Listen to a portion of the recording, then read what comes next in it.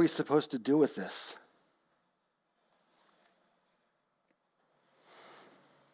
That is the question that sent shivers down my spine. I'm instantly thinking about my 15-year-old daughter, Zoe, and her vibrant, often goofy demeanor and fierce loyalty as a friend and sister.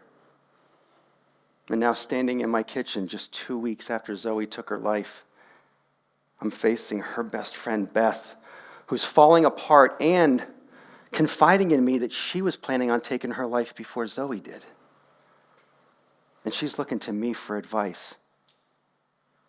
I'm just Zoe's dad, and I feel overwhelmingly responsible to take care of her friends and my family, and to know what we're supposed to do with this. And I'm struggling so much with losing Zoe, I don't know what to do with this. What I do know is that I don't want another person to hurt themselves, because this is hurting enough as it is. Looking at Beth standing there, tears welled up in her eyes. It's like I'm almost looking at Zoe again. And I feel like I've got a second chance to change what happens next with Beth. So right then and there, I say the first thing that comes to me to take control of this opportunity to help. Look, no one is going to hurt themselves, okay? But here's what we're going to do. You and I are going to check in with each other every day until we don't need to. I can see that this lands with Beth and that it gives her some hope that she's not alone in this. And it turns out it's not only enough for her to keep going, it's enough for me to keep going too. Looking back on that day, I recognize it as a breakthrough moment, the first of many, which kickstarted a parallel journey to my grief of seeking out more moments like these. I was compelled to understand how, when, and why breakthroughs happen after a significant life event, such as a loss. And what I found is significant. Breakthroughs aren't just fleeting moments of relief. They're a turning point out of grief. So let's peel back the layers here a bit. Most of us have had a breakthrough in our lifetime. We may not recognize them at the time, but looking back after the fact, we do realize a particular moment has had some sort of impact on our lives. With all the resources out there, a lot of what is supposed to help us navigate grief is unattainable at times. And yet these transformative moments that do allow us to turn the corner are closer to us than we think. But here's the thing. Grief is a very personal, emotional, and multifaceted experience. It's our natural response to loss, and it rips at our body, mind, and soul. And the grief process is unpredictable and nonlinear, and it can last many months or years. Not only that, there are many barriers to healing on this journey, and we can be stuck behind those barriers for a long time as well. One of those barriers is the constant battle between your heart and your mind over this deeply emotional wound, where you feel like you have to make the choice between letting time heal you or letting the pain stay with you permanently. And as you progress on this journey, you either do give over your healing to time, which, by the way, doesn't work, or you make a different connection to the pain, where a turning point occurs within you, specifically a breakthrough moment. So what exactly is a breakthrough moment? Well, I define it as a point in one's grief journey where there's a sudden and significant shift in your understanding of your grief, your emotional strength, or even your perspective that collapses time and allows you to make progress towards healing. It's kind of like jumping ahead in time and landing at that exact spot of hope that you've been looking for all along, but in an instant. And when we experience these moments, the impact on your life is absolutely profound. Resolve is boosted. Hope is welcomed back into your life like an old friend. and the clarity we glean amplifies our resilience. All of those factors remind us that we are not going to be stuck in the pit of grief for the rest of our lives or even intense pain. Just like Beth realized when her eyes lit up in my kitchen when I told her how we were going to navigate those next few days and weeks. And look, our breakthroughs can come when we least expect it. 5 years after Zoe died, I made the choice to sell my home and relocate to Maine, a decision I thought was right till I moved in. The very first morning in my new home, the reality of the previous few months hit me hard, and I had this overwhelming sense that I left Zoe behind. Every morning after that, the ritual was the same. The second I woke up, all I could say is, "I'm so sorry, Zoe. I miss you so much." And I cried again as if the grief was as fresh as the day she died. It got so bad that I had to reach out and talk to a friend.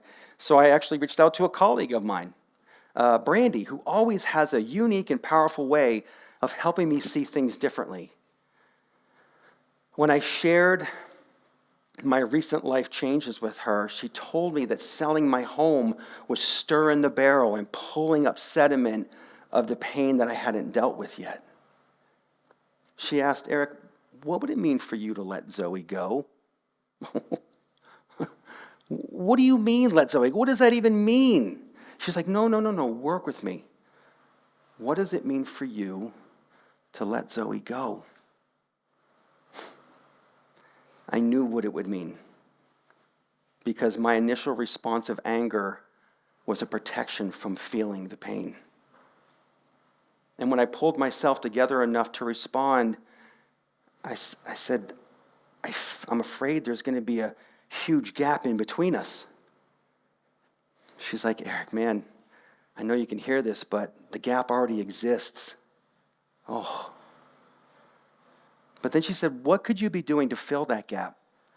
And almost immediately, I reminded myself of what I'd been doing all along. I could continue to train to become a better coach so I could help other people. Maybe I can choose to enjoy this next chapter of my life in my new home. Maybe I can help more people through grief because I don't want another person to have to deal with this alone. She said, "Yes, that's exactly Eric, because you are never going to let go of the love that you have for Zoe, but you can let go of the pain that's no longer serving you." Oof. I felt an incredible weight coming off my shoulders, and I realized that I was able to bring on that breakthrough because I gave myself permission to look at my struggle from a perspective that I hadn't before. It allowed me to turn the corner and see things clearly about what I was going to do next. It was such a powerful moment for me, but how does this relate to you? Maybe you've experienced grief in your life. Maybe you're going through it right now. No matter where you are, you might also be very close to your breakthrough. So if we want to induce these moments, we first have to foster a mindset and an environment where breakthroughs can surface. In order to do that, we have to realize that oftentimes our ego is trying to protect us, telling us that if we do move forward, you're going to feel more pain. That's simply not true. Instead, what is true is that your grief is nothing but undying love for the one you've lost.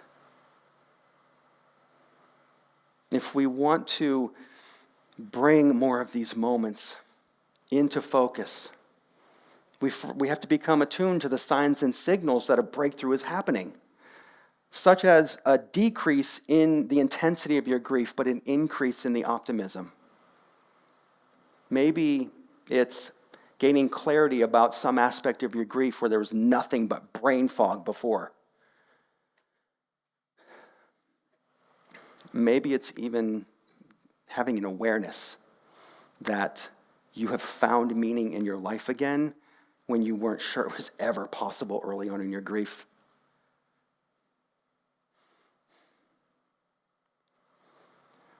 And look, if we're going to foster the environment, if we're going to be attuned to these moments that they're happening, we also have to realize that it's important to cultivate more of these moments to happen. We have to remain open and present. As Eckhart Tolle reminds us in his book, The Power of Now, when he said, whatever the present moment contains, accept it as if you had chosen it. And he's right. When you embrace the present moment and you accept it as it's unfolding, you set the stage for a breakthrough to happen. And if you're patient with yourself, you can actually cultivate and catalyze more of these moments to happen. Just like Beth experienced.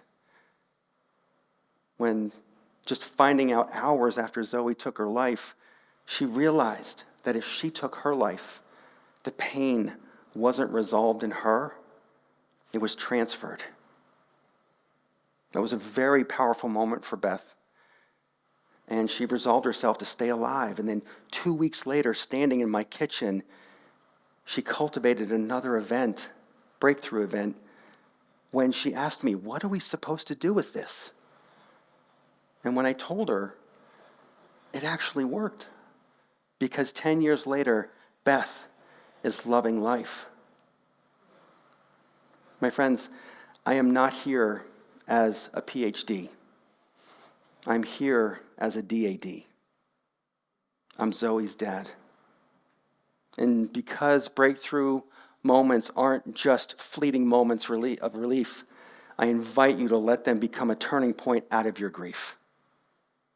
We can all break through our barriers because we now know what we're supposed to do with this. Thank you.